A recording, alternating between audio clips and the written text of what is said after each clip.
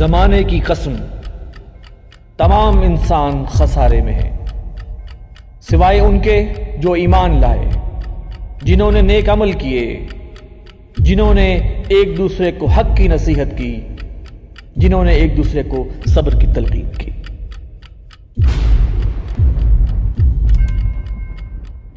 اعوذ باللہ من الشیطان الرجیم، بسم اللہ الرحمن الرحیم، واعتصموا بحبل اللہ جمیعا ولا تفرقوا، صدق اللہ العظیم۔ اور تم سب مل کر اللہ کی رسی کو مضبوطی سے تھام لو اور تفرقے میں نہ پڑو۔ ناظرین، یہ ہے آج ہمارے پروگرام کا موضوع۔ پروگرام میں میرے ساتھ شامل ہیں جناب ایوب بیگ مرزا صاحب، ناظم نشر و اشاعت تنظیم اسلامی، اور جناب علامہ حسین اکبر صاحب ممتاز مذہبی اسکالر ہیں اور ادارہ منہاج الحسین کے روح رواں ہیں۔ ناظرین، شیعہ سنی مفاہمت، اتحاد بین المسلمین،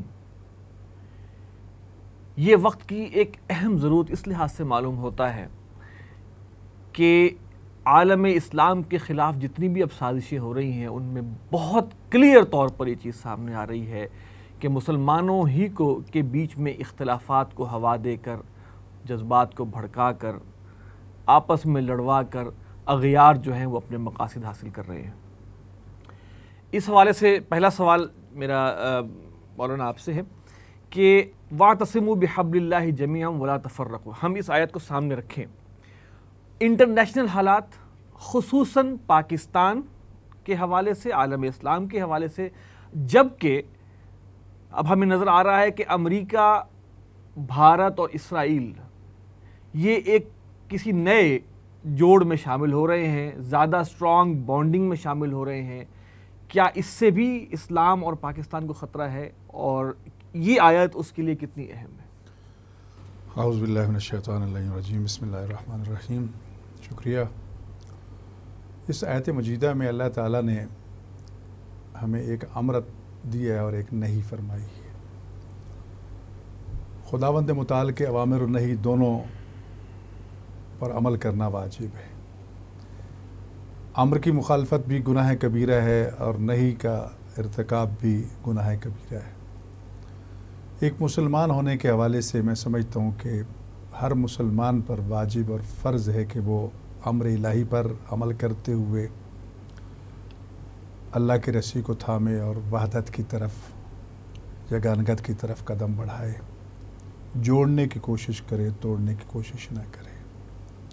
ولا تفرقوا نہیں ہے، مالک خالق نے اس سے منع فرمایا ہے، لہٰذا اس پر عمل کرنا بھی واجب ہے۔ اگر ہم اللہ کے حکم کی نافرمانی کرتے ہوئے امت محمدیہ صلی اللہ علیہ وآلہ وسلم کو توڑنے کی کوشش کریں گے، ان کو فرقوں میں بانٹنے کی کوشش کریں گے، ٹکڑیوں میں بانٹنے کی کوشش کریں گے، تو گویا کہ ہم نے نہیں کی مخالفت کی اور نہیں الہی کے ارتکاب کیا۔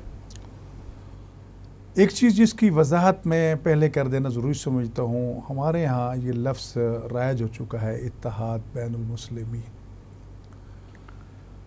جو ایک صحیح اصطلاح نہیں ہے۔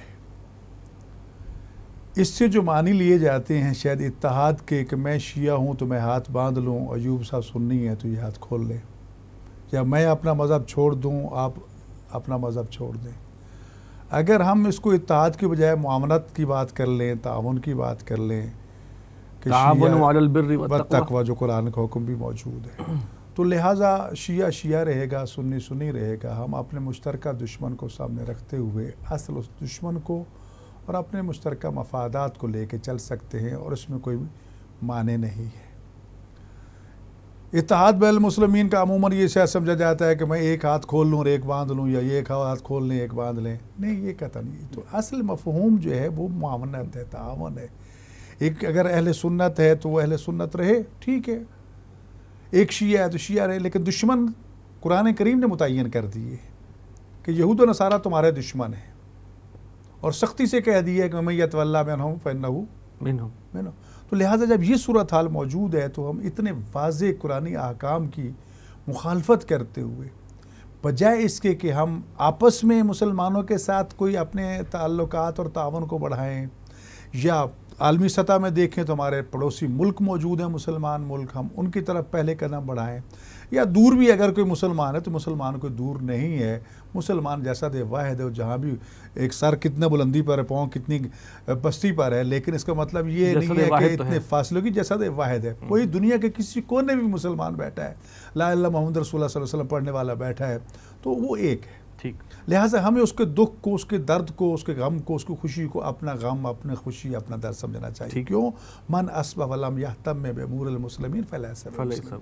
رسول اکرم صلی اللہ علیہ وسلم کو فرمان ہے کہ جو حالت میں صبح کرے کہ اسے مسلمانوں کے معاملات سے کوئی سروکار نہ ہو، وہ مسلمان ہی نہیں ہے۔ لہٰذا اصولی طور پر تو یہ دیواریں ہم نے خود کھڑی کی ہیں، ملکی بارڈرز بنا دی ہیں، سرحدیں بنا دی ہیں، وغیرہ۔ اسلام میں کوئی سرحد نہیں ہے۔ اسلام ایک عالمی مذہب ہے اور وہ حدود و قیود، زمان مکان کی قیدوں سے بالکل آزاد ہے۔ لہٰذا ہمیں اس تناظر میں ایک تو لے کے چلنا چاہیے کہ پیغام تعاون کے تناظر میں چلنا چاہیے، اور اسلام کے اس آفاقی پیغام کو سامنے رکھتے ہوئے چلنا چاہیے۔ اس میں ہمیں ان حد بندیوں کو توڑنا ہوگا، اس سے نکل کے ایک مسلمان جہاں کہیں بھی ہے، ہمیں اس کے دکھ درد میں، خوشی میں شریک ہونا ہوگا۔ صحیح۔ رہ گیا معاملہ اسرائیل کا، ہندوستان کا اور امریکہ کا جوڑ، تو میں سمجھتا ہوں یہ کوئی ڈھکی چھپی بات نہیں ہے، یہ ہمارے کھلا دشمن ہیں۔ ان سے ہمیں ڈرنے کی ضرورت بھی نہیں ہے اگر ہم آپس میں اپنی صفوں میں وحدت پیدا کر لیں، جتنے بھی یہ طاقتور ہو جائیں، کیونکہ قرآن کریم نے واضح کہہ دیا یہ تمہارے کھلے دشمن۔ مجھے پتہ ہے یہ سامنے میرا دشمن ہے، وہ آ رہا ہے، میں الرٹ ہو جاؤں گا۔ بدترین دشمن منافق ہے، جو لبادہ تو اسلام کا اوڑھتا ہے، خیر خواہی کا دعویٰ کرتا ہے، لیکن اندرون خانہ جو ہماری جڑیں کاٹتا ہے، اسلام کی جڑیں کاٹتا ہے، اصل بدترین دشمن وہ ہے جس سے ہمیں بچنے کی ضرورت ہے۔ عموماً پاکستان میں فرقہ واریت کا الزام جو ہے وہ مذہبی طبقے پہ لگایا جاتا ہے، کہ مذہبی طبقہ نے فرقہ واریت۔ میں اس کو تسلیم نہیں کرتا۔ شاید مذہبی فرقہ واریت ہمارے یہاں بہت کم ہے، سیاسی فرقہ واریت بہت زیادہ ہے۔ ہماری تباہی و بربادی بدنام مذہب، ہماری تباہی و بربادی کے جتنے ذمہ داران ہیں وہ سب سیاست مدار ہیں۔ ایون اگر مذہب کو بھی کہیں پر بطور فرقہ واریت استعمال کیا گیا تو سیاست کے لیے استعمال کیا گیا۔ آپ ایک ایک واقعہ کا تجزیہ کر کے دیکھ لیں، پورے پاکستان کی تاریخ میں جتنے بھی بڑے سانحات ہوئے ہیں، آپ کو اس کے پیچھے سیاست نظر آئے گی۔ بہت کم ہوگا ایسا موقع کہ جہاں واقعاً شیعہ سنی فساد ہوا ہے یا مذہبی جنگ ہوئی ہے، بہت کم ہوگا، لیکن پیچھے ہر جگہ سیاست نظر آئے گی۔ تو لہٰذا اصل سیاسی فرقہ واریت ہے جس نے قوموں کو تباہ کیا، ملکوں کو تباہ کیا، ملکوں کو تقسیم کیا ہے، ہم اس کے پیچھے جانے کو تیار نہیں ہیں۔ بیگ صاحب، یہی سوال میرا آپ سے بھی ہے کہ اسی آیت کے پس منظر میں کیا سمجھتے جو عالم اسلام کا جو صورتحال ہے، خصوصاً پاکستان کے حوالے سے؟ بسم اللہ الرحمن الرحیم۔ آصف امیر صاحب، دین اسلام کے جو ایمانیات ثلاثہ ہیں، یعنی ایمان باللہ، ایمان بالرسالت، ایمان بالآخرہ، ان حوالے سے یہ بنیاد ہے۔ اس حوالے سے تو آپ دیکھیں تو اہل سنت اور اہل تشیع میں کوئی فرق نہیں ہے، وہ آگے جا کر آتا ہے، اور یہ ہے بنیاد دین کی۔ سب سے پہلے تو یہ سمجھنا چاہیے کہ ہم بنیادی طور پر وہ تفرقہ جو وہ ڈالتے ہیں، وہ اس چیز کو اگنور کرتے ہیں کہ ایک بنیاد بالکل ہے، اور جو تفرقات ہیں وہ سطحی ہیں۔ سب سے پہلے تو اس بات کو سمجھنا چاہیے۔ اور بہت اچھا بیان کر دیا محترم نے کہ جو اصل بات، اور بہت اچھی بات کی کہ اصل جو ہمارے ہاں فرقہ واریت ہے وہ سیاست کے حوالے سے ہے، بہت اچھا انالیسس کیا ہے۔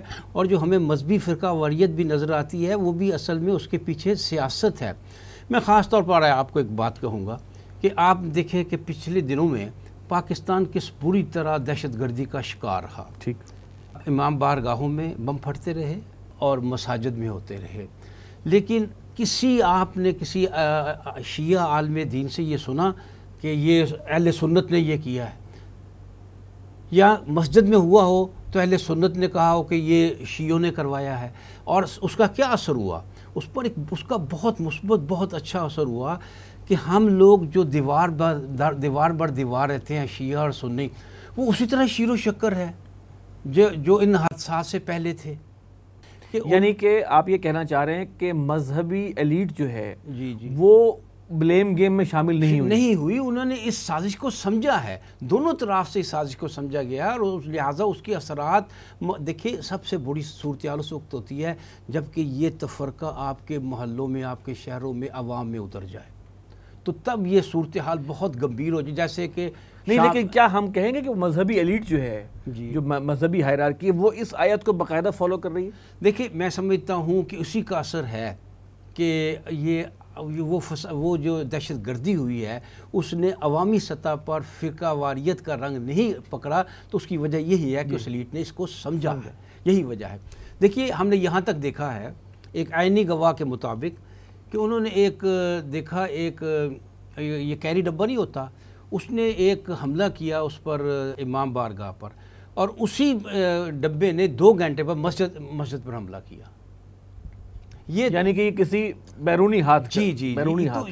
لیکن اور اس بات کو سمجھا, خاص طور پر علماء نے اس بات کو سمجھا دونوں اطراف سے, اور میں سمجھتا ہوں دونوں اطراف کے علماء اس حوالے سے بڑے قابل تحسین ہیں کہ انہوں نے اس کی اثرات عوام تک نہیں جانے دیے. سر آپ اس بات سے ایگری کر رہے ہیں؟ میں بالکل پاکستان کے علماء کو سلام کرتا ہوں کہ آج اگر ہم اس سٹیج پہ اکٹھے بیٹھے ہیں نا, تو یہ علماء نے اپنی ذمہ داری کو پورا کیا ہے, جو واقعاً علماء ہیں. بات یہ ہے کہ دیکھیں علماء نے باقاعدہ اس چیز کو محسوس کیا, اس سازش کے خلاف اٹھے, انہوں نے فتاویٰ جاری کیے کہ دہشت گردی حرام ہے, اس میں جو بھی ملوث ہوگا, جس رنگ روپ میں ملوث ہوگا, ایون اس کو اسلام سے خارج قرار دیا گیا. اور اسی چیز کی طرف آغا امام خمینی رحمۃ اللہ علیہ نے فرمایا تھا, جو شیعہ اور سنی کے درمیان تفریق پیدا کرتا ہے, نہ وہ شیعہ ہے نہ وہ سنی ہے, بلکہ وہ اغیار کا اعلیٰ کار ہے. یہی کچھ پاکستان کے علماء نے سمجھا. بالکل ایوب صاحب نے صحیح فرمایا کہ آج گلی کوچے میں اگر ہم اکٹھے بیٹھے ہیں نا, کتنی سرمایہ کاری کی گئی ہے شیعہ سنی فساد کے لیے پاکستان میں, بے تحاشا کتنی محنت کی گئی ہے. اس میں حکومتیں انوالو ہوئی ہیں, اس میں تنظیمیں انوالو ہوئی ہیں, انڈیا اس میں تھا, امریکہ اس میں تھا, رشیا اس میں تھا, کیا کچھ اسرائیل اس میں تھا. اس کے باوجود وہ ناکام ہوئے ہیں صرف علماء امت کی یکجہتی کی وجہ سے. آج میں اگر ایک سنی مکتب مفکر کے مدرسے میں دھڑلے سے چلا جاتا ہوں اور ایسے جاتا ہوں جیسے اپنے گھر میں جا رہا ہوں, یا ایک اہل سنت کا عالم دین میرے مدرسہ منہاج الحسین میں آتا ہے, دھڑلے سے آتا ہے, تو اس لیے آتا ہے ہم اس چیز کو سمجھتے ہیں کہ وہ دشمن کی سازش تھی, ہم اسی طرح ہی ہے. خدا کا شکر ہے. لیکن جن لوگوں نے یہ کام کیا ہے اور یہ الزام لگانے کا باعث بنے ہیں, علماء نہیں ہیں. اچھا, ان کو علماء کا لباس پہنا دیا گیا. اب چور کو آپ لباس پہنا دیں علماء کا اور وہ چوری کرے تو آپ کیا کہیں گے؟ اور اس کی مثالیں ہمارے سامنے مختلف ممالک کے سامنے موجود ہیں. نجف اشرف کی میں بات مثال دیتا ہوں. حضرت ایت العظمیٰ سید محسن الحکیم ہماری شیعہ امت کے بہت بڑے عالم اور فقیہ تھے, پوری دنیا میں ان کا فتویٰ چلتا تھا, اور عراق میں کمیونزم کو جو شکست ہوئی تھی ان کے ایک فتوے کی وجہ سے ہوئی تھی. شیعت کفر و الحاد, یہ ان کا فتویٰ آیا اور ایسی تیسی پھر گئی کمیونزم کی اور سوشلزم کی. حرم میں گئے زیارت کرنے کے لیے, کسی نے جیب میں کوئی چیز ڈال دی, اس کو شور مچا دی, میری چوری ہو گئی, چوری ہو گئی, چوری ہو گئی. روک لے, تلاشی کرو جی, مولانا صاحب کی جیب سے نکل آئیے. اچھا, شاہ ایران کے دور میں حرم امام رضا علیہ السلام مسجد مقدس میں کم میں اتنا کچھ لوگوں کو ابا کا عمامے پہنا کے مولوی بنا کے اور وہاں پر وہ عورتوں کو چھیڑ رہے ہیں. تو اس قسم کی سازشیں یہ حکومتیں, یہ حکمران, یہ اعلی کار کرتے آئے ہیں. علماء کا لبادہ پہنا کے کتنے لوگ جیلوں سے نکلے ہیں جو عادی مجرم تھے, چور تھے, ڈکیت تھے, قاتل تھے, ان کو انہوں نے علماء کا لبادہ پہنایا اور اس کے بعد ان کاموں پہ لگا دیا گیا. جہاد ہے جی, اب کی سزائے موت ہی معاف ہے, فلام سے معاف ہے, اور جا کے فساد کرو. نام کس کا بنا؟ مولوی صاحبان کا. تو لہٰذا یہ سازش ہے, اور اس سازش کو علماء نے سمجھا ہے اور اس کو ناکام بنایا ہے انہوں نے الحمدللہ, لیکن وسائل کے بغیر بنایا. وسائل کے بغیر بنایا. اور آپ نے کہا کہ اصل علماء جو ہیں وہ آج بھی ہمیں جی میں یہ غلط فہمیاں ضرور پیدا ہوتی ہیں, انسان ہے آخر. جب ایک پراپوگنڈا ہوتا ہے تو 6 آدمی متاثر ہو جاتا ہے, لیکن جب سوچتا ہے, دیکھتا ہے, حقائق کا تجزیہ کرتا ہے, تو وہ سمجھتا ہے کہ اصل سازش کا. کیونکہ آپ کے سوال میں پاکستان کا ذکر تھا, تو میں چاہتا ہوں کہ یہ بھی بات سامنے آ جائے کہ آج دنیا, خاص طور پر عالمی طاقتیں اور یہ تسلیس جو قائم ہو گئی ہے امریکہ, اسرائیل اور بھارت کی اسلام دشمنی میں, اس میں بدقسمتی کہہ لیجئے, میں اس کو خوش قسمتی بھی کہوں گا, کہ پاکستان جو ہے وہ 2 طرح نشانہ بن رہا ہے.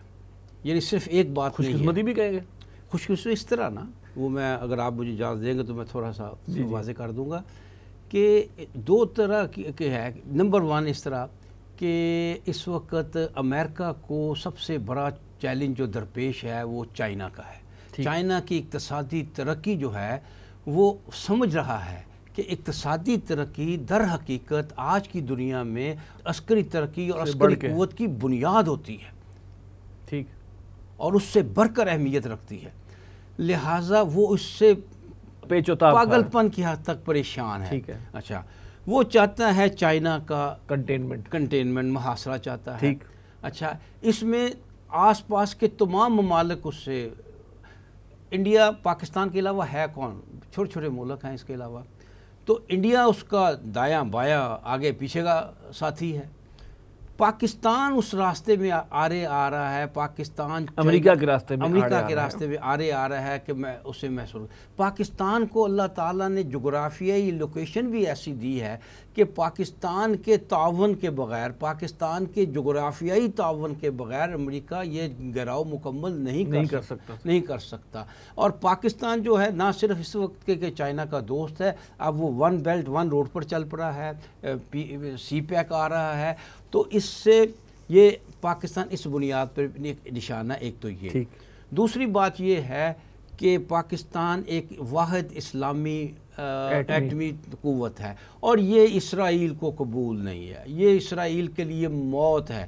جو آپ نے دیکھا جو مودی گئے ہیں اسرائیل، تو اس نے وہاں نیتن یاہو نے کہا ہے ہم تو آپ کا 70 سال سے انتظار کر رہے تھے، اور 3 دفعہ اس کے گلے ملا ہے، اور یہ کہا ہے کہ اصل میں تو ہم آپ کے فطری دوست، فطری بھائی ہیں. اور اس کی وجہ کیا ہے؟ آپ نے محسوس کیا ہوگا کہ اسرائیل نے کبھی پاکستان کو براہ راست نہیں کیا، براہ راست نہ دھمکی دی، نہ براہ راست کو اسے کوئی بیچ کا کوئی ملک چاہیے تھا، جو انڈیا اب ہو گیا. لہٰذا یہ جو موجودہ ان کی گفتگو ملاقات ہوئی ہے، اس میں نیتن یاہو نے یہ بات بڑی اہم کہی ہے کہ پاکستان سے جو اسٹیٹ سپانسرڈ مقبوضہ کشمیر میں جا رہے ہیں، ہم اس سلسلے میں آپ کی مدد کریں گے. اب وہ آ گیا ہے پاکستان کے ساتھ پہلی مرتبہ ڈائریکٹ آ گیا ہے. اصل بات یہ ہے کہ اسرائیل جو ہے وہ دیکھیے عراق سے اس کو مسئلہ تھا، اس کو تباہ و برباد کیا، لیبیا سے مسئلہ تھا، تباہ و برباد کیا، جس سے اس کو مسئلہ تھا. پاکستان کیونکہ ایٹمی صلاحیت رکھتا ہے، اس لیے وہ اس کو اس طرح کا معاملہ نہیں کر سکتا. اب وہ یہ راستہ اختیار کرنا چاہتا ہے کہ بھارت کے ذریعے، ایک تو وہ سی پیک کا معاملہ وہ امریکہ سپورٹ کرے گا اسرائیل کو، اور یہ بھارت کو بھی کرے گا، اور یہ اسرائیل کی سلامتی جو امریکہ کی خارجہ پالیسی کا اولین ہدف ہے اس کا، تو وہ اس کو اس میں سپورٹ کرے گا. تو لہٰذا ہم دو طرح یہ ہے ہماری بدقسمتی. لیکن میں آپ کو ابھی آپ نے کہا تھا خوش قسمتی کس طرح ہے. دیکھیے پاکستانی قوم جس طرح بہت سے معاملات میں پستی میں اتری ہے، اور پستی کے ہم مسافر بنے، بلکہ ہم تو منزل کے قریب پہنچ رہے ہیں. پاکستان جس پس منظر میں معرض وجود میں آیا تھا، اس سے ہمیں یقین ہے، ایمان کی حد تک یقین ہے کہ جب یہ پستی کے ان درجے پر پہنچ جائے گا تو پھر اس کی بلندی کا انشاءاللہ العزیز آغاز ہوگا. اس کے دشمن ہوں گے، اس کو کچھ مار پڑے گی، اس کے اندر سے ایک جذبہ ابھرے گا. آپ نے دیکھا پاکستان میں ٹیلنٹ ہے، پاکستان کے نوجوان میں ٹیلنٹ ہے. پاکستان میں آپ ہر دیکھ لیجئے، ہر محکمے میں، ہر مرحلے پر آپ کو نظر آئیں گے بہت ٹاپ کے لوگ نظر آئیں گے. اور یہ انشاءاللہ تعالی پاکستان میں ایک اور بات یاد رکھیے، پاکستان میں کئی کروڑ نوجوان ہیں، اور اس شرح کے حوالے سے پاکستان دنیا میں سر فہرست ہے. لہٰذا یہاں سے پاکستان کی انشاءاللہ خوش قسمتی کا آغاز بھی ہوگا. اچھا سر، اب واپس ہم اسی پر آتے ہیں. کیا سمجھتے ہیں اسلام کے خلاف سب سے بڑی سازش آج کیا ہے؟ دیکھیں، اسلام کے خلاف تو پہلے دن سے سازش جو شروع ہوئی، اس کی بنیادوں کو کھوکھلا کرنے کی سازشیں منافقین کی طرف سے چلی، مشرکین کی طرف سے چلی، کفار کی طرف سے چلی. یہ تسلیس رسول اکرم صلی اللہ علیہ وسلم کے زمانے سے قائم ہے اور آج تک قائم ہے. قرآن کریم نے واضح طور پر مشرکین اور یہود کو اشدن ناس عداوت کے نام سے تعبیر کیا کہ لوگوں کے بدترین دشمن جو ہیں، شدید ترین دشمن جو ہیں، وہ مشرک اور یہود ہیں، نصارہ۔ وہاں یہودیوں کو مودت میں لیکن قریب ہم پھر بھی بعض جگہ دیکھتے ہیں، یعنی دوسری طرف نصارہ کو بھی تو کہہ دیا گیا لا تتخذوا اليہود والنصارى اولیاء بعضهم اولیاء بعض، وہ بھی ہم دیکھ رہے ہیں۔ لیکن نصارہ پھر بھی کسی حد تک کہیں نہ کہیں آپ کے ساتھ کمپرومائز کر جاتے ہیں، اس کی مثالیں ماضی میں موجود ہیں، اور رسول اکرم صلی اللہ علیہ وسلم کا رویہ تو خیر اپنی جگہ پہ جوڑنے کا تھا۔ نصارہ نجران کے ساتھ مباہلے کا پہلو ہمارے سامنے موجود ہے، یہود مدینہ کے ساتھ جو آپ کا میثاق مدینہ موجود ہے، تو اسلام کی وسعتیں تو اپنی جگہ پر قائم ہیں، اس میں تو وہ تنگ نظریاں نہیں ہیں۔ ہمیں کئی مرتبہ انٹرنیشنل کانفرنسز میں یہودیوں کے ساتھ بھی ملنے کا موقع ملا، عیسائیوں کے ساتھ ملنے کا موقع ملا، ہم نے کہا ہم تو رسول اعظم صلی اللہ علیہ وسلم کے ماننے والے ہیں جو آپ کے لیے ابائیں بچھاتے رہے، جی آپ ہیں جو ہمیں مطلب ہمارے گلے کاٹنے کے لیے تیار رہتے۔ تو بات یہ ہے کہ جہاں تک تعلق ہے یہود و نصارہ کا، وہ تثلیث کل بھی تھی، وہ آج بھی موجود ہے، اور آئندہ بھی یہ رہے گی، اس لیے کہ ہم اس کو ختم نہیں کر سکتے۔ ہم یہ کہیں کہ یہ ہاں جو خدا کا وعدہ ہے، یقیناً وہ سچا وعدہ ہے کہ پوری دنیا پہ اسلام کا پرچم جو ہے وہ غالب آئے گا، اور یہودیت عیسائیت سب ختم ہو جائے گی، یقیناً وہ وقت آئے گا۔ اس میں نظریات بے شک مختلف ہیں، لیکن ہمارے عقیدہ حضرت امام مہدی علیہ السلام جب ظہور ہوگا تو عالمی سطح پر اسلام کا پرچم اور قرآن کی حاکمیت، دین اسلام کی حاکمیت قائم ہوگی اور ہو کر رہے گی، اور یہودیوں کو سب سے بڑا خطرہ یہی ہے۔ اور عالمی امن کا جو نظریہ آج خواب دیکھ رہی ہے دنیا، وہ ویسے ممکن نہیں ہے۔ کیا فرقے واریت سب سے بڑی سازش نہیں رہی؟ دیکھیں تفرقہ نہیں، دیکھ میں اگر ماضی میں جاؤں نا، فرقہ واریت کی بجائے تفرقہ۔ آپ دیکھیں بنی امیہ کی حکومتیں آئیں، اس میں بھی وہی سیاسی مفادات کے لیے شیعہ سنی کو استعمال کیا گیا۔ عباسیوں کی حکومتیں آئیں، اچھا آپ اسی تھیسس پہ ہی ہیں؟ میں بالکل وہی، آپ تھوڑا کہیں کہیں آپ دیکھیں کہ غلبہ آیا، دیکھو فرقہ واریت کے غلبے آتے رہے، اتار لیکن چڑھاؤ اس کو ہوتا ہے، ایز اے ٹول تو استعمال کیا جاتا رہا، اس میں کوئی شک نہیں ہے۔ لیکن اس کے باوجود کہنے کا مقصد یہ ہے کہ امت اپنے اس ہدف وحدہ سے ہٹی نہیں ہے، پھر کہیں نہ کہیں وہی جس طرح ایوب صاحب کہہ رہے ہیں نا کہ ہم مار کھا کے جوتے کھا کے پھر واپس آ جاتے ہیں، ہم تنزلی میں جا کے پھر ترقی کی طرف آتے ہیں، تو یہ دور ہمارے سامنے تاریخ کا موجود ہے، ہم سمجھتے ہیں انٹرنیشنلی اسی چیز کو استعمال کیا ان کے نزدیک سب سے بڑا ہتھیار یہی ہے۔ میں وہی کہہ رہا ہوں کہ سب سے بڑی سازش اس میں کوئی کلام کہ اگر ہم ہسٹری میں دیکھیں تو یہ ایک جو دراڑ پیدا کی گئی ہر دور میں شیعہ سنی کی، اس کو نہ صرف اپنوں نے سیاسی مقاصد کے لیے استعمال کیا جیسا کہ آپ کا تھیسس ہے، لیکن دشمن بھی کر رہا ہے، اس میں کوئی شک نہیں ہے۔ اس چیز کی آگاہی، اس چیز کی آگاہی بیگ صاحب، اس چیز کی آگاہی کتنی ضروری ہے؟ میں وہی عرض کرتا ہوں، اس کے لیے دیکھو نا، رسول اکرم صلی اللہ علیہ وآلہ وسلم نے نصارہ نجران کو تعالوا الی کلمۃ سواء بیننا وبینکم ایک نکاتی ایجنڈے پہ دعوت دی تھی، ٹھیک ہے، تو ہم اس پہ بیٹھ کے بات کر لیں، اور وہ عقیدہ توحید تھا۔ یہ عقیدہ تثلیث تو آج بنا، لیکن اصل حضرت عیسیٰ علیہ السلام کا جو عقیدہ نظریہ ہے وہ عقیدہ توحید تھا، ٹھیک، تو اس عقیدہ توحید پہ آپ کو دعوت دی تھی، باقی ساری چیزوں کو چھوڑ دو۔ اس کا مطلب یہ کہ رسول اکرم صلی اللہ علیہ وسلم نے پیغام دے دیا کہ ایک نکاتی ایجنڈے پہ بھی دشمن کے ساتھ بیٹھا جا سکتا ہے، مکالمات اور مذاکرات کے ذریعے مسائل کو حل کیا جا سکتا ہے۔ یار ہمارے ہاں ہزاروں مشترکات موجود ہیں، میں بغیر کسی جھجک کے کہا کرتا ہوں کہ 85 سے 90% ہم شیعہ اور سنیوں کے درمیان مشترکات موجود ہیں، شاید یہ 15% یا 10% بھی ہمارے بہت کم ہوں اختلافات، وہ بھی اجتہادی اختلافات ہیں، اصولی نہیں ہے۔ ابھی تذکرہ فرمان عقیدہ توحید، دنیا کا مسلمان نہیں ہو سکتا جب تک عقیدہ توحید پہ ایمان رکھے۔ اب توحید کی فرق ہے کس میں ہے، وہ توحید عبادی ہے، عبادت کے حوالے سے معبود صرف خدا کی ذات ہے، اس کی صفات کے حوالے سے تو اللہ کے صفات میں کوئی شریک نہیں ہے، اللہ کی ذات میں کوئی شریک نہیں ہے، پھر اس کی باریکیوں میں چلتے جاؤ، وہ ایک موضوعات اتنے وسیع الہیات کا موضوع کہ انسان وہ ہر بندہ اس کے اپروچ نہیں ہے، بنیادی تو ایک جی ایک ہی بنیاد تو ایک ہے عقیدہ توحید۔ یعنی اگر ہمیں ضروری نہیں ہے کہ ہم تفصیلات میں جائیں، ہمیں تو یہی کہا گیا نا کہ بالاجمال بھی عقیدہ رسول اکرم صلی اللہ علیہ وسلم پر جو کچھ خدا کی طرف سے لائے ہم، وما آتاکم رسول فخذوہ وما نہاکم عنہ فانتہوا، جو لائے لے لو، جس سے روکا ہمیں سمجھ آئے نہ آئے، ہم جہاں پہنچ سکے نہ لے لو، بس ٹھیک، اطاعت مطلق واجب ہے، لیکن اگر ان گہرائیوں میں جائیں تو ہمیں منع بھی نہیں کیا گیا، غور و فکر کی پیغام بھی دیا گیا۔ تو لہٰذا کون مسلمان ہے جو یہ کہے کہ رسول اکرم صلی اللہ علیہ وسلم پر جو کچھ وہ لے کر آئے اس پر ان کا ایمان نہیں ہے؟ اشترے آخرت ہے جی، ہمارے ہاں مثلا امامت بھی آ جاتا ہے، یہ باقی صفات بھی چیزیں، گزارش یہ کہ یہ وہ چیزیں اس پہ سب کو اتفاق ہے، کسی کو اختلاف نہیں ہے۔ مسئلہ خلافت کو بھی لیں تو خلافت پہ بھی اختلاف نہیں ہے کسی کو، عقیدہ خلافت سب مسلمانوں کے ہاں موجود ہے، اس کے مصادیق کے حوالے سے اختلاف آ جاتا ہے یا اس کی جزیات کے حوالے سے اختلاف آ جاتا ہے، لیکن وہ جزیات پہ پھر بھی سب کچھ ہو سکتا ہے، اور کیونکہ سیرت ہمارے سامنے موجود ہے۔ صحابہ کرام کا عمل بھی موجود ہے، اہل بیت کا عمل بھی موجود ہے، ہم اس سے بہت سے راستے نکال سکتے ہیں. لہٰذا مین چیز وہی ہے کہ ہمیں لوگوں کو بلانا چاہیے. ایک ذکر کیا میں کلمہ معترضہ کے طور پہ جب آپ نے خلافت کا ذکر کیا تو خلافت کے جو تدریج کے حوالے سے تو اختلاف ہے نا جو کہ بہت بیان کیا جاتا ہے. میں وہی کہہ رہا ہوں، میں نے عرض کیا ہے اختلاف، لیکن خود موضوع خلافت پہ تو موضوع خلافت پہ تو نہیں ہے. جی یہ تو کہہ دیا گیا کہ جب تک میری امت میں میرے 12 خلیفہ نہیں ہوں گے اس وقت تک دین کو کوئی خطرہ نہیں. خلافت کا تذکرہ تو موجود رسول اللہ صلی اللہ علیہ وسلم کا. لیکن سوال یہ ہے کہ ٹھیک ہے موضوع خلافت جب مصادیق کے خلافت کے حوالے سے اختلاف آ گیا، لیکن مصادیق کے خلافت کے حوالے سے اختلاف کے باوجود وہ جو ان میں اختلاف تھا وہ بھی اکٹھے رہے، دین کی خاطر، دین کے دفاع کی خاطر دشمن کے مقابلے میں اکٹھے رہے. ہمیں بھی آج ہونا چاہیے. جی ہمارے لیے ان مشترکات کو افسوس یہ ہے کہ ہمارے اسٹیج سے یہ دشمن جو ہے وہ ہمارے اختلافات کو اتنی ہوا دیتا ہے کہ رائی کا پہاڑ بنا دیتا ہے، لیکن جو ہمارے مشترکات اس طرف ماننے کو تیار نہیں ہیں. افواہوں پر کان دھرنے کی کیا ضرورت ہے؟ ہم افواہوں کے پیچھے بھاگتے ہیں. آج تو بات سیدھی سی، اگر ایک اعتراض آپ کے بارے میں ہوتا ہے بجائے اس کے کہ میں ڈھنڈورا پیٹتا پھروں، میں جا کے پوچھ لوں بھائی یہ آپ کے بارے میں ہے کہ نہیں. میں نے تو کئی مرتبہ حکومتوں سے یہ کہا ہے کہ یار ایک ایسا کتابچہ مرتب کریں، شیعوں کے قید شیعوں سے لیں، بریلویوں کو بریلویوں سے لیں، اہل حدیث کو اہل حدیث سے لیں، دیوبندیوں کو دیوبند، ہم یہی 4 مسلک رہتے ہیں نا یہاں پر. جی ایک کتابچہ بنا دو، ان کے جو سب سے بڑے علماء موجود ان کی تائید نامے لے لو کہ یہ اس کے خلاف جو بولے گا اس کا مطلب یہ ہے کہ وہ پراپیگنڈا کر رہا ہے. جی یہاں جب بیٹھتے ہیں تو سارے کفر سے نیچے رکتے ہی کوئی نہیں ہے.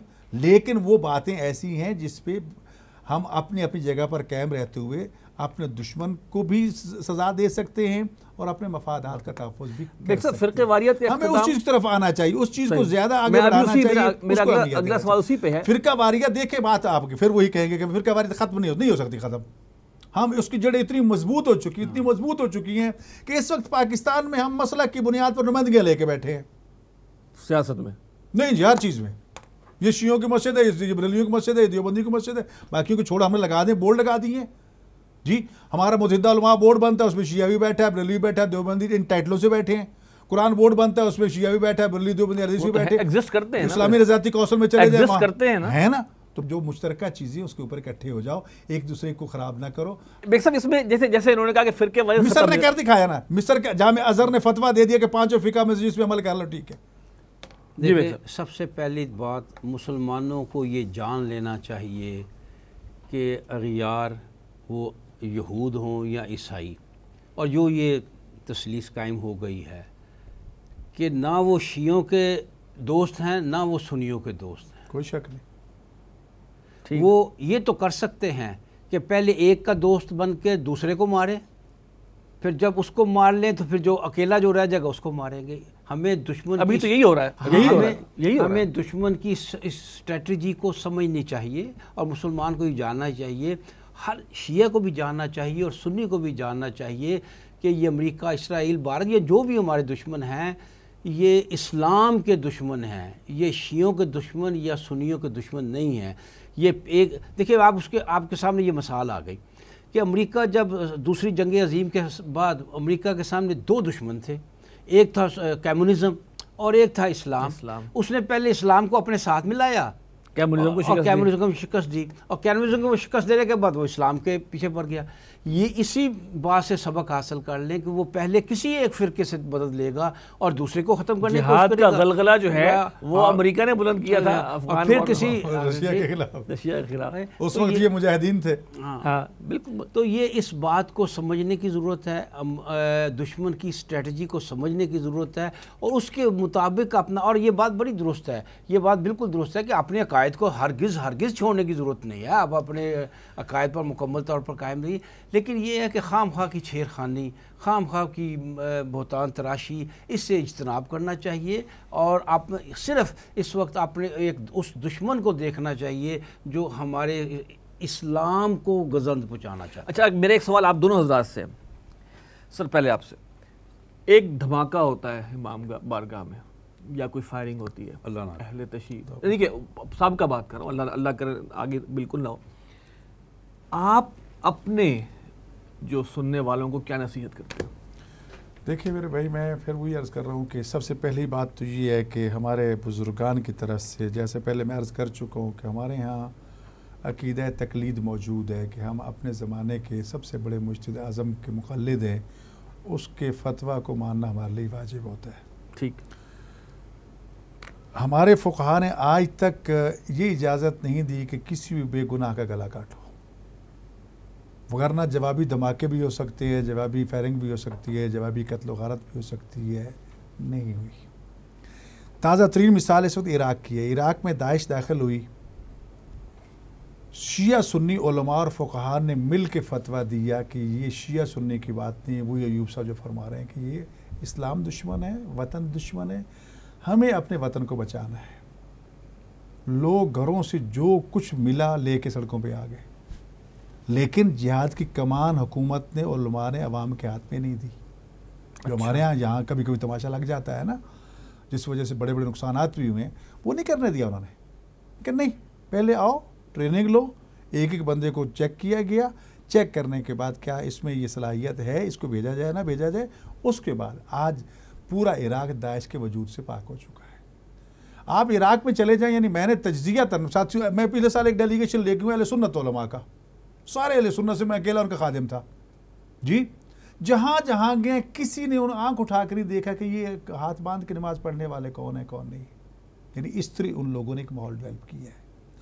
صورت ایران میں بھی یہی ہم دیکھ رہے ہیں، لیکن شام میں شیعہ سنی فساد پیدا کر دیا گیا۔ شیعہ سنی میں آج بھی اس بات کو ماننے کو تیار نہیں ہوں۔ اس کی وجہ یہ ہے کہ شام میں تو شیعہ ہیں ہی برائے نام، 2% شیعہ ہے، بڑی مشکل سے، 2% پوری اکثریت سے کیسے لڑے گا، اور اس کے اسباب ہو سکتے ہیں اور وجوہات ہو سکتی ہے، ساروں کو مان سکتے ہیں، لیکن کہنے کا مقصد یہ ہے کہ ہمیں پاکستان کے شیعوں کو، پاکستان کے سنیوں کو راستہ نہیں دینا چاہیے۔ دشمن جب حملہ کرتا ہے، بالکل ایوب صاحب کی بات صحیح ہے، نہ وہ شیعہ کو دیکھتا ہے نہ وہ سنیوں کو دیکھتا ہے۔ ابھی سیاچن میں تو اکثریت شیعہ کی تھی،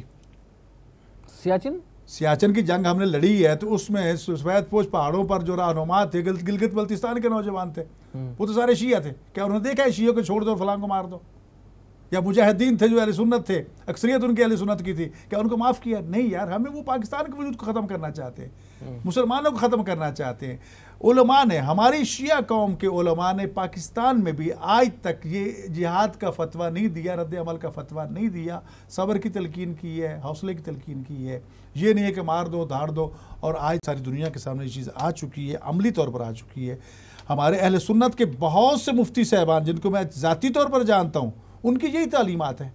اس کا نتیجہ یہ ہے کہ اہل سنت کے علماء و دانشور یا طلباء وہ بھی اس طرح سامنے نہیں آئے کہ گلی کوچے میں قتل عام شروع ہو جائے، لے دے کہ وہی دہشت گردوں کا گروہ جو مذہب کے نام پہ دہشت گردی کر رہا تھا، آج ساری دنیا کے سامنے بالکل بے نقاب ہو کے آ چکا ہے کہ یہ نہ شیعہ کی جنگ ہے نہ سنی کی جنگ ہے، یہ لڑنے والے کون ہیں، یہ لڑانے والے کون ہیں، یہ پیسہ کہاں سے آ رہا ہے، یہ تخریبی کاری کہاں سے ہو رہی ہے، پاک فوج ان کا ایکشن لے رہی ہے۔ لیکن ان میں ایک اٹس اے بٹر فیکٹ کہ ان میں دونوں ہی نظریے کے لوگ ہیں، دہشت گرد جن کو ہم دہشت گرد کہہ رہے ہیں، ان میں اہل سنت اور اہل تشیع دونوں نظریے کے لوگ ہیں۔ دیکھو ایک قوم ہے بابا، ایک مجموعہ ہے، آپ یہ تو نہیں کہتے کہ 4 بندے بیٹھے ہیں، اب جہاں کروڑوں کی آبادی ہو وہاں پر آپ سوچوں پہ پیرا بٹھا سکتے ہیں، کوئی بھی مجتہد ہو سکتا ہے، یعنی 100% تو کوئی بھی زبان نہ دے سکتا، لیکن ایک چیز ہوتا ہے پری پلاننگ کر کے آپ ایک چیز کرتے ہیں، یعنی کہ جب آپ خدا نہ خواستہ ایسا ہوتا تو آپ لوگ صبر کی تلقین کرتے ہیں۔ مولا سلامت رکھے آپ کے سامنے، آئندہ خدا محفوظ رکھے، جتنے واقعات ہوئے آپ کے سامنے ہیں، کسی کوئی اشارہ نہیں توڑا گیا، کسی کو آگ نہیں لگائی گئی، کوئی جوابی کارروائی نہیں کی گئی،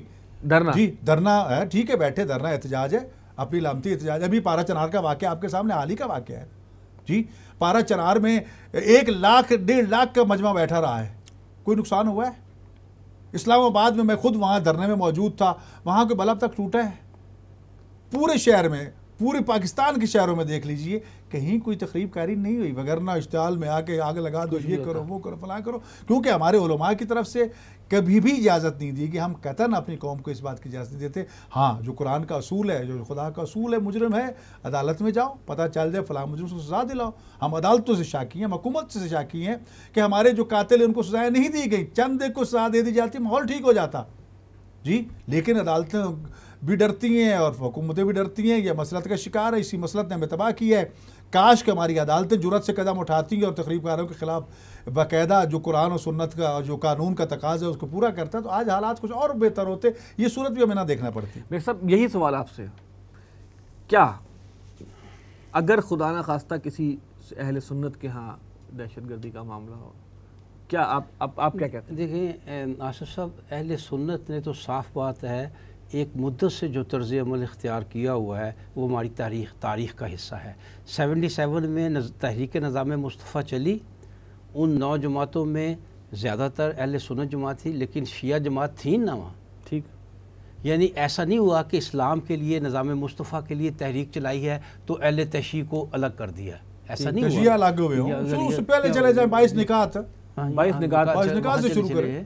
تو ان کی طرف سے بھی میں کہوں گا، ان کی طرف سے بھی شروع سے ہی ایک کوشش ہے کہ یعنی علماء کی، خاص طور پر جب ہم علماء کا لفظ استعمال کرتے ہیں تو مراد وہ لوگ ہیں جو واقعتاً علم رکھتے ہیں۔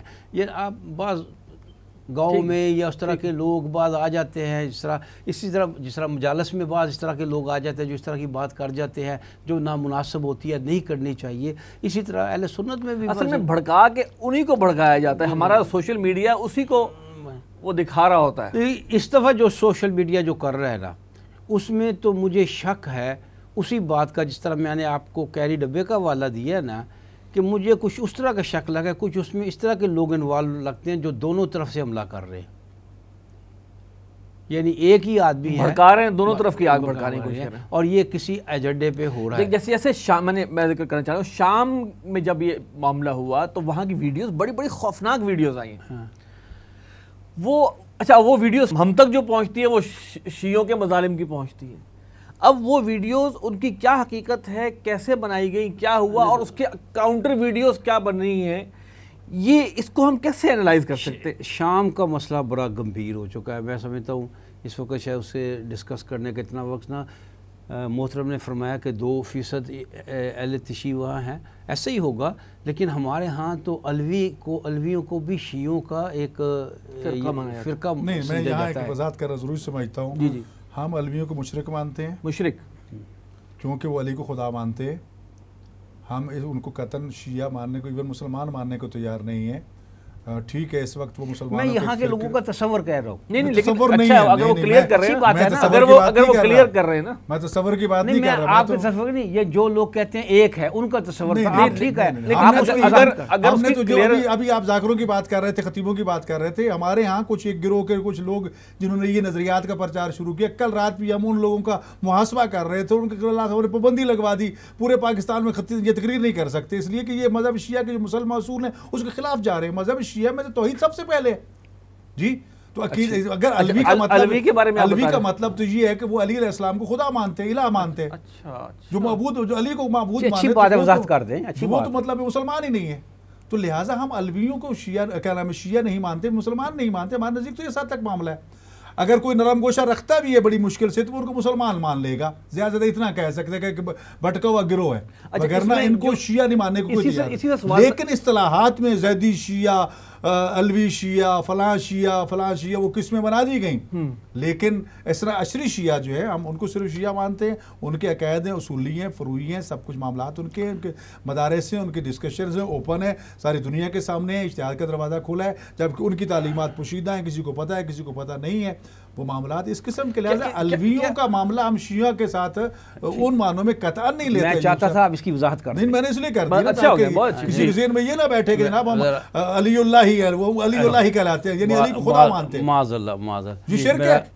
سر آپ یہ فرما رہے ہیں کہ علوی جو ہیں ان کو آپ مشرک کہتے ہیں، کیا ایران کی انوالومنٹ سیریا میں ہے کہ نہیں؟ ایران کی انوالومنٹ بذریعہ لبنان حزب اللہ کے حوالے سے یا ایک اتحادی، کیونکہ ان کے آپس میں فوجی معاہدے ہیں اور وہ فوجی معاہدے بھی اسرائیل کے، فوجی معاہدے حزب اللہ کے ایران سے ہیں، ایران کے ہیں، شام کے ہیں، شام کی بات کرو، خود شام کے معاہدے جو ہیں، ایران اور شام کے فوجی معاہدے ہیں، اور وہ ان کی بنیادی وجہ اسرائیل ہے۔ اس وقت اگر اسرائیل کے مقابلے میں کوئی کھل کے ڈٹ کے کھڑا ہے تو وہ ایران ہے، وہ حزب اللہ ہے، وہ شام ہے، پاکستان ہے جی۔ باقی ملک تو ایسا ایسا گئے۔ اب سوال یہ ہے کہ ہمیں تو اپنے پاکستان کی خیر منانی چاہیے کہ ایک ایٹمی طاقت ہونے کے بعد آئندہ ہونے والا جو ہے حالات و واقعات اس کو کس کروٹ لے کے جاتا ہے؟ کیا ہم سعودی عرب کی طرح اس کی پیروی کرتے ہوئے چلے جاتے ہیں اسرائیل کو تسلیم کرنے کے لیے، جس طرح ماضی میں کوشش کی گئی مشرف دور میں کہ اسرائیل کو تسلیم کر لیا جائے اور یہ کر لیا جائے؟ کیا ہم بھی اس طرح قدم بڑھاتے ہیں یا ہم اپنے اس نظریے پر ڈٹے ہوئے ہیں کہ نہیں، یہود و نصارہ کے ساتھ ہمارا اتحاد نہیں ہو سکتا، خاص طور پر اسرائیل کے ساتھ؟ تو اگر اس پر ہم قائم ہیں، ہمارا وہ باطنی دشمن ہے اور یقیناً دشمن ہے، تو اس کے لیے تو پھر خدا کا شکر ہے، ہمیں دعا کرنی چاہیے کہ اللہ ثابت قدم رکھے. تو لہٰذا ان کے فوجی معاہدے آپس میں موجود ہیں، اور ان کے پیچھے جو لاجک موجود ہے وہ لاجک اسرائیل ہے کہ اسرائیل دشمنی ہے. وہ جس طرح حدیث میں ہے نا کہ دوست کا دوست دوست ہوتا ہے اور دشمن کا دوست دوست ہوتا ہے، تو بات تو وہ دشمنی ہی ہے. اسرائیل دشمن ان کا بھی اس حوالے سے اکٹھے کھڑے ہیں. میں سمجھ. لیکن وہاں پر شیعت کے عنوان سے یا شام کی انہوں نے حمایت کی ہو یا وہاں پر شیعہ کا تحفظ کرنے کے لیے، تو سب سے زیادہ شیعہ تو پاکستان میں بیٹھے، پاکستان میں آ کے ان کو دفاع کرنا چاہیے. لیکن پاکستان کا ایک بیان بھی کبھی نہیں آیا ان کا. ہمارے شیعوں کی شکایت ہوتی ہے ہم ایران کو کانٹا چپ جائے تو ہم شور مچا دیتے ہیں، اور ہمارے یہاں حملے توقع تو ایک ہوتی نا عوام الناس کی کہ یہ حملہ ہو گیا اتنے لوگ مارے گئے، ایران کی طرف بیان تک نہیں آیا. آ جاتا ہے بس کبھی کوئی بیان آ جائے تو وہ چیزیں تو نہیں ہیں. اچھا سر، جتنی توقعات ہوتی وہ تو نہیں ہے. اچھا سر، میرا ایک سوال آخری، کیونکہ ٹائم وقت ختم ہو رہا ہے، کہ سر یہ جو بھی جتنی کو بھی تلخی ہے شیعہ سنی معاملے کی، اس کو ڈیفیوز کرنے کے لیے کیا آپ کچھ گنے چنے سٹیپس ہیں جو آپ بتا سکتے ہیں، جو کہ ہم عوام الناس کے علم میں بھی آئے اور اس کے تھرو جو ہے وہ جو بھی ہمارے مقتدر طاقتیں ہیں ان کے علم میں بھی آئے؟ شیعہ سنی کی جو جس کو کہیں نا ڈیوائیڈ جو ہے اس کو ختم تو آپ نہیں کر سکتے، لیکن اس کے اندر جو وہ بھڑکنے والا معاملہ اس کو تو ڈاؤن کر سکتے ہیں نا. دیکھو جی، اس سلسلے میں تو یہ کیسے میرے پاس یہ کتاب ہے شیعہ سنی مفاہمت کی ضرورت و اہمیت، محترم ڈاکٹر اسرار احمد رحمۃ اللہ علیہ نے یہ لکھی. اس کا میں صرف آپ کو پہلے صفحے کی چند سطریں ایک آدھ منٹ میں شیعہ سنی مفاہمت کی ضرورت و اہمیت کے نام سے میں لکھی ہے. پاکستان کے اثنا عشری شیعہ حضرات کی خدمت میں 3-4 گزارشات انہیں کی ہے. اثنا عشری شیعہ حضرات کی خدمت میں اس استدعا کے ساتھ اللہ اور رسول کے نام پر، وحدت امت مسلمہ کے نام پر، پاکستان میں اسلامی انقلاب کے نام پر، اور حضرت مہدی موعود کی نصرت و حمایت کے اہتمام و انصرام کے نام پر شیعہ سنی مفاہمت کی اس مثبت اساس پر سنجیدگی کے ساتھ غور کریں جو اس کتاب میں پیش کیا جا رہا ہے. یعنی اس سے زیادہ بڑی کیا کوشش ہو سکتی ہے. آخری سطر اس کی یہ ہے جسے خامنہ ای اور ایران کی موجودہ قیادت کی مکمل تائید حاصل ہے. تو اس سے میں سمجھتا ہوں کہ یہ ایک بہت بڑی کوشش تھی. پھر آپ کو معلوم ہے کہ اس حوالے سے نواز شریف نے کسی زمانے میں ایک کمیٹی بنائی تھی، ڈاکٹر اسرار احمد کو اس کا سربراہ بنایا تھا. لیکن جیسا کہ ابھی انہوں نے بھی فرمایا ہے کہ ہماری ہر بات میں سیاست لڑتی ہے، تو وہ سیاسی رساکشی شروع ہوئی. تو آپ ڈاکٹر صاحب کی تربیت کو جانتے ہیں کہ وہ انہوں نے سمجھا کہ یہ سیاسی رساکشی شروع کی ہے، انہوں نے اس سربراہی سے جو ہے معذرت کر لی. نہیں اب جو یہ تو سر یہ تو ہم اس پر آگے نا، کیا آپ کیا ایڈوائز کرتے ہیں اہل پاکستان کو کہ بھائی یہ جو ڈیوائیڈ ہے اس کے اندر جو جذباتیت ہے اس کو کیسے مائلڈ کریں؟ دیکھیں جی، میں یہ سمجھتا ہوں کہ سب سے زیادہ اس وقت مسلمانوں کو ضرورت ہے کہ اس حوالے سے اپنے کانوں کو بند کر چلے اور اپنے عقائد پر چلے، اور جو دنیا بھر میں پروپیگنڈا ہو رہا ہے اور جس طرح وہ اس معاملے کو چلایا، جس طرح یہ دیکھیے، میں معذرت کے ساتھ کہنا چاہتا ہوں کہ شام کا معاملہ جو ہے نا وہ اتنا سادہ نہیں ہے جیسا کہ کہا گیا ہے. شام میں بہرحال ایک مذہب کی بنیاد پہ دونوں طرف سے کہوں گا، وہ سعودی عرب ہو یا ایران ہو، وہ وجاہتاً ابنی ہے. یہ ہماری ان دونوں حکومتوں کی اور کہ میں سمجھتا ہوں کچھ بھی لفظ استعمال کیجئے، ایک کم فہمی ہے، ایک غلط سوچ ہے جس کی بنیاد پہ جو کچھ شام میں ہو رہا ہے وہ ہو رہا ہے، اور دشمن اس پہ خوب خوش ہو رہا ہے. آپ کو معلوم ہے کہ امریکہ پہلے چاہتا تھا بشار الاسد کو ڈی تھرون کرنے کا، پہلے چاہتا تھا، اب نہیں چاہتا. اب وہ چاہتا ہے وہ وہاں رہے اور شیعہ سنی لڑتے رہے. یہ ہے وہاں کا پروگرام. تو یہ دونوں قوتیں جو ہیں ایک دوسرے کے خلاف اس بنیاد پہ کرتی ہیں. اس کی بے شمار مسائل ہیں. میں سمجھتا ہوں اس وقت ہم اس میں نہ پڑیں.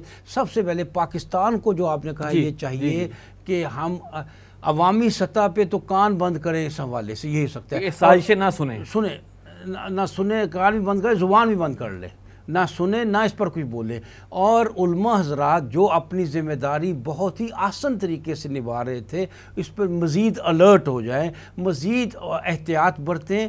کوئی ایسی بات ان کی زبان سے ان کی قلم سے نہ نکلے جو دوسرے یعنی مسلک کو جو ہے وہ کے لیے تکلیف دہ باعث ہو.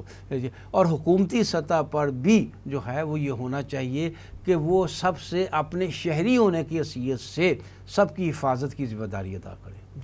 سر میرے خیال میں ایک تو ہمیں اختلافی بات اگر پہنچے تو جس کی طرف منصوب ہے پہلے اس سے اس کی وضاحت لے لینی چاہیے تاکہ ان جاءکم فاسق بنبأ فتبین، تو اس تبین کی ضرورت ہے، اور تبین جب ہو جائے گا تو معاملات ختم ہو جاتے ہیں وہیں کے وہیں. اپنے مدارس کے طلباء کو، علماء کو ایک دوسرے کے ہاں آنا جانا شروع کرنا چاہیے، کثرت سے کرنا چاہیے تاکہ پبلک کو پتہ چلے کہ یہ اس سطح پہ سب اکٹھے ہیں، کوئی بات نہیں ہے. خاص طور پر وہ چیزیں جن کو اشتعال انگیزی کا سبب بنا کے پیش کیا جاتا ہے اس کو اصل حقیقت کے ساتھ سامنے لانا چاہیے.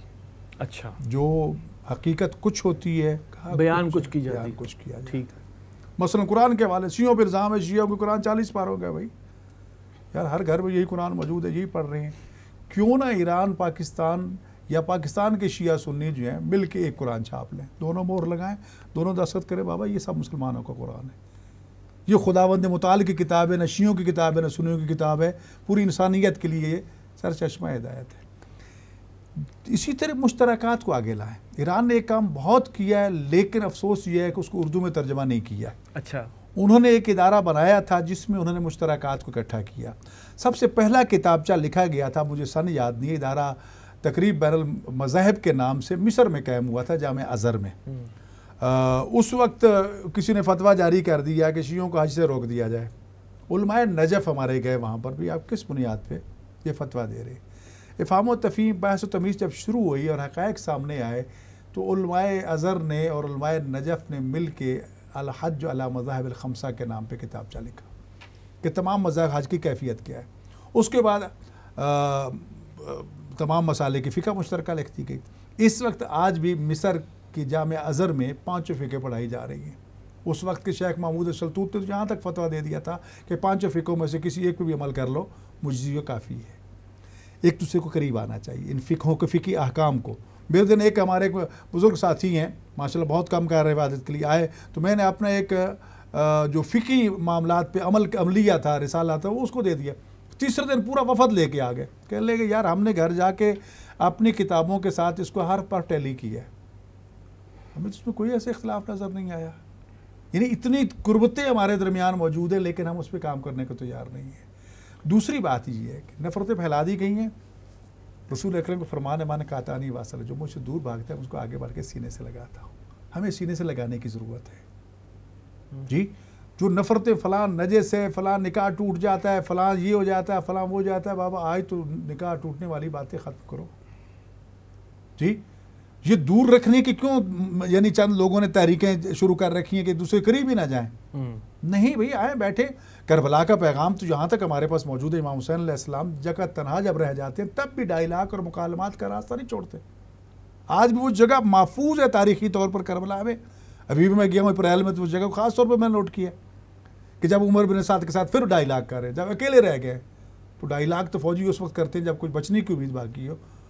تو آپ کی نظروں میں اپنی اہل بیت نہیں تھی، امت مصطفیٰ تھی، اور جب مدینہ چھوڑا تھا تو یہی کہا تھا اس لیے نکلوں کہ میں اپنے نانا کی امت کی اصلاح کر سکوں. اس وقت میں یہی تھا کہ یہ لوگ مجھے نہیں پہچانتے، جہالت کی وجہ سے خون حق میں اپنے ہاتھوں کو رنگین کر کے جہنم میں نہ چلے جائے. پھر بھی مکالمات مذاکرات، تو میں پھر وہی کہتا ہوں ہمیں آپس میں پیار محبت سے بیٹھ کے باتیں کرنی چاہیے. حکومت نے جو ایک ادارہ پنجاب میں کم از کم شروع کیا، اتحاد کیا نام ہے متحدہ علماء بورڈ، میں اس کا ممبر بھی ہوں، وہاں ایک کام بہت اچھا شروع ہوا ہے کہ وہ لٹریچر جو فرقہ واریت کو ہوا دیتا ہے اس کو بین کیا جا رہا ہے، اور ان لوگوں کے خلاف تعدیبی کارروائی کی سفارشات کی جا رہی ہیں کہ جو وہ لٹریچر لکھنے والے ہیں یا اس کو فروغ دینے والے ہیں بلا تفریق، شیعہ سنی مسلم غیر مسلم. اس میں یہ ایک بہت اچھا اقدام ہے. اس میں ایک طرف تو یہ کام ہو رہا ہے کہ وہ لٹریچر ضبط کیا جا رہا ہے، ساتھ اس کے اگر وہ کام بھی کیا جائے کہ جو مشترکات ہے اس کو بھی پرنٹ کر کے سامنے لایا جائے تو میں سمجھتا ہوں لوگوں کو پتہ چلے گا. اس میں ایک میرا ایک ذاتی سا ایک وہ ہے کہ بعض اوقات میں دیکھتا ہوں گاڑیوں پہ سٹیکرز ایسے لگے ہوتے ہیں جو شو کر رہے ہوتے ہیں کہ بھئی ہم کون ہیں. دیکھیں میں ایک چیز میں اس میں کہتا ہوں کیا وہ پرووکیشن نہیں ہے؟ دیکھیں میں یہ سر ایوب صاحب نے شاید فرمایا نا، میں نے ایسے پریس خود جا کے جب یہ متظلمہ بورڈ کا ممبر بنا ہوں نا، میں نے ایسے پریس وہاں جا کر پکڑے کہ جہاں پر شیعوں کے خلاف لٹریچر چھپ رہا ہے، سنیوں کے خلاف بھی اسی لٹریچر سے اکٹھا ہی چھپ رہا ہے، ایک ہی مشین سے اور ایک ہی پارٹی چھپوا رہی ہے جی. مجھے گالی دے گا اور پھر میری گالی کا جواب بھی دے گا میری طرف سے، اور وہ دونوں تقسیم کرے گا. بابا یہ سازشیں اندر چل رہی ہیں. تخریب کار دشمن جو ہے ان عالمی دشمنوں پہ بھی نگاہ رکھنے کی ضرورت ہے. کم از کم ہم جتنی رکھ سکتے ہیں وہ رکھیں، لیکن اصل یعنی کہ ایسی برانڈنگ اور ایسی آئیڈینٹی نہ کریں کہ جس سے دوسرا پرووک ہو. فوری طور پر فیصلہ نہ کر لیں گے یہ فلانے کی ہے. میں یہ عرض کروں گا یقیناً ابھی ہم نے کتنی ویب سائٹس دیکھی ہیں، لاکھوں کی تعداد میں ویب سائٹس موجود ہیں جو ساری اپریٹ ہو رہی ہے پاکستان سے باہر سے. ہاں جی، ان کو بین کرنا حکومت کی ذمہ داری میرے پاس میں تو نہیں ہے کہ میں ان کو کنٹرول کروں یا ان کو کیا نام ہے ان کو بند کر سکوں. تو لہٰذا اس وقت دشمن اپنے ہر حربے کو استعمال کر رہا ہے، ہر ہتھیار استعمال کر رہا ہے. تو ہمیں ہر محاذ پہ اس کا ماہر متخصص بٹھانا چاہیے اور جوڑ کے بٹھائیں. شیعہ بھی بیٹھے، سنی بھی بیٹھے، بریلوی دیوبندی اہل حدیث بھی بیٹھے، تاکہ وہ شکوک و شبہات جو ہے وہ دور ہوتے جائیں. تو میں سمجھتا ہوں اس طرح ہم بہت قریب ہو سکتے ہیں اگر ہمارے مدارس کے علماء اور طلباء جو ہیں وہ آپس میں آنا جانا شروع کر دیں تو اور نفرتیں ختم ہو جائیں. یہ وہ چیزیں ہیں جس کے ذریعے ہم امت میں وحدت پیدا کر سکتے ہیں. اللہ تعالیٰ میں توفیق عطا فرمائے. جزاک اللہ علامہ صاحب، آپ کی تشریف آوری کا بہت شکریہ. آج آپ پہلی دفعہ ہمارے پروگرام میں، اور انشاءاللہ آئندہ بھی ہم آپ کو زحمت دیں گے. ایوب بیگ صاحب آپ کی تشریف آوری کا شکریہ. ناظرین، یہ ایک مختصر سی کوشش ہے اس پروگرام میں کہ ہم ان دوریوں کو ختم تو نہیں، چلو کم ضرور کر سکیں، جو کہ ایک امت مسلمہ اور پاکستان کے لیے خطرناک ہیں، خطرناک ثابت ہو چکی ہیں، خطرناک ثابت ہو رہی ہیں اور خطرناک ثابت ہو سکتی ہیں. اس دعا کے ساتھ ہم اپنا پروگرام ختم کرتے ہیں کہ اللہ تعالیٰ پاکستان کی حفاظت فرمائے، پاکستان کے جو مقتدر طاقتیں ہیں ان کو اصلاح کی توفیق دے، جو عوام الناس ہیں ان کو اصلاح کی توفیق دے، امت مسلمہ کو متحد کرنے کی توفیق، اتحاد ان کے درمیان ہو، اللہ تعالیٰ اس کی توفیق دے. اور سب سے اہم بات یہ ہے کہ قرآن اور سنت اور حدیث اس سے قریب تر جتنے ہم ہوں گے انشاءاللہ تعالی ہمارے اختلافات اتنے کم ہوتے چلے جائیں گے. اپنے پروگرام، ہمارا جو پروگرام ہے اس کے حوالے سے ہمیں رائے ضرور دیجیے گا. ہمارا ای میل ایڈریس ہے media@tanzeem.org. اگلے پروگرام تک کے لیے اجازت دیجیے. السلام علیکم ورحمۃ اللہ وبرکاتہ.